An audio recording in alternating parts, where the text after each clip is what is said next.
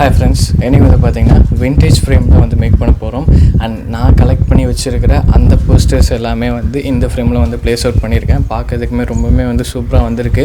So video skip பண்ணாம கடைசி வரைக்கும் பாருங்க. வாங்க வீடியோக்குள்ள போலாம்.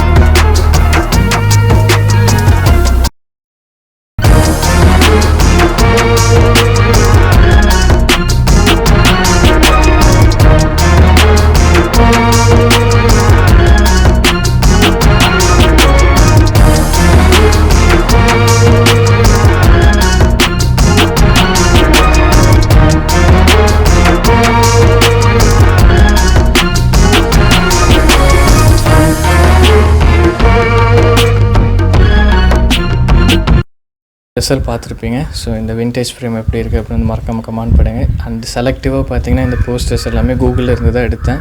அண்ட் இது எல்லாமே பெருசாக தான் கிடச்சிது. அந்த ஃபோட்டோஸ் எல்லாமே போர்ட்ரேட்லாம் கிடச்சிது, லேண்ட்ஸ்கேப்லேயும் கிடச்சிது. அது எல்லாத்தையுமே எடுத்தோம் அப்படின்னா நம்ம கண்டிப்பாக நம்மளால் ஃப்ரேம் பண்ண முடியாதுன்னு தெரிஞ்சதுக்கப்புறம் ஸோ ஃபஸ்ட்டு எல்லாத்தையும் டவுன்லோட் பண்ணி அதுக்கப்புறம் எடிட் பண்ணி அது சைஸ் எல்லாமே சின்னதாக வந்து கொண்டு வந்து அண்ட் எல்லாமே ஒரே ஷீட்டில் வர்ற மாதிரி வந்து பண்ணி அதுக்கப்புறம் தான் ப்ரிண்ட் அவுட் எடுத்தேன். அண்ட் அதுவே பெரிய ப்ராசஸாக போச்சு.